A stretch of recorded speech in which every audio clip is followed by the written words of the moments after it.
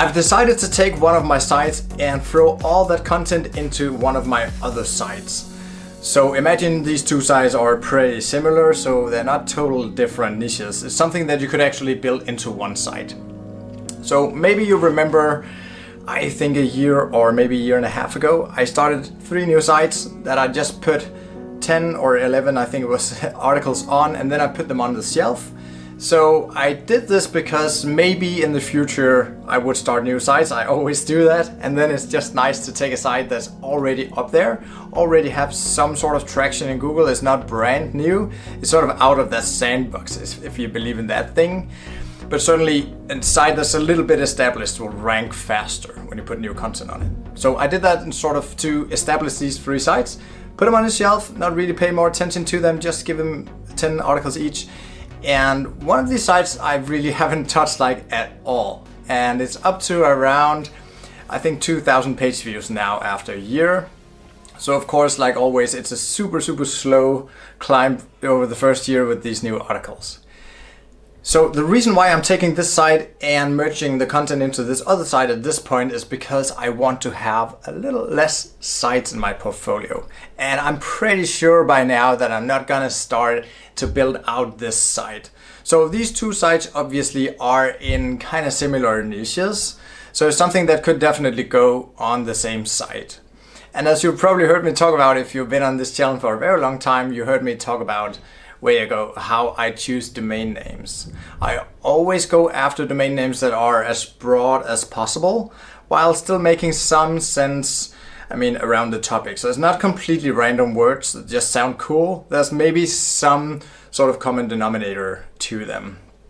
And since I'm doing that, it allows me to many times go pretty broad and really have a broad scope. So it could be something like everything around the house, or something like that, for example. So then of course you can include stuff around the garden or something like that.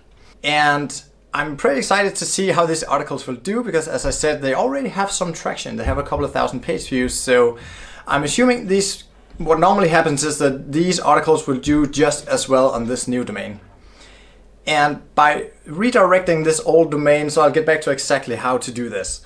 By redirecting this old domain into the new one and pointing to this new one, that means of course that all the traffic will move over there, but it also shows Google that this domain that I'm pointing to, this domain where all the content is sitting now, has a little bit more authority in Google now, because it's sort of eating this other site. So if you think about it like this, if you have a normal offline company, let's say you're a carpenter on the corner. If you wanted to buy the carpenter on the other corner, on the other end of town, what you would always do is to redirect that domain name to that other one. So if people are trying to get a hold of this company, they'll just end up on this other side of yours. So that's just a normal, super normal way to do things when you merge or acquire another business. So it's really the exact same thing. And that also means that it's a completely normal thing to do for Google. They see it all the time. Just a few companies merging together because they are sort of in the same niche or the business is somehow related. So that's why this works pretty well and will give you a bit more authority. So the first thing you want to do if you want to merge 2 sites is to take the articles with traffic on that first site. It doesn't have to be all the articles, but you definitely want, so in this list of URLs, you definitely want all the URLs that have a backlink to it from a good site. So you can go into a tool like Ahrefs or SEMrush and see which URLs and which articles have backlinks to them, meaning that other sites are linking to them. So all these articles, and also any articles that has a good deal of traffic, you want those that are redirected one-to-one to this new domain. So you just want to keep the same URL. So you have the domain.com and then / and then this unique part of the URL. You want that to be a one-to-one match on the new site. It's just the easiest way to do it and shows Google that this is just moved from A to B. So you do that for the articles, as I said, that have traffic or have backlinks.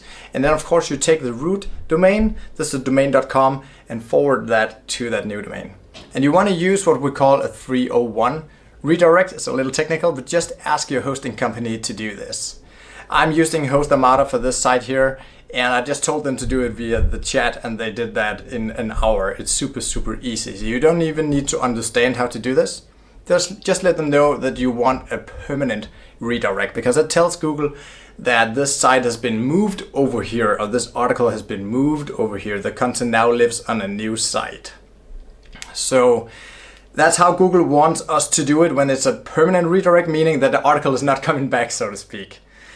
And that's the first thing, to set these redirects in place. Then you want to go into Search Console and make sure that both domain names, both sites, are actually claimed in Search Console. So you do have an active Search Console profile for each.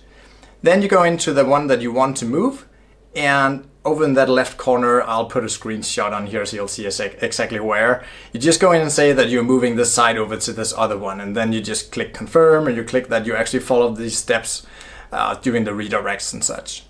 So after you've done that, if you visit any of these other URLs and the root domain, just the domain.com, you'll be taken to this new site.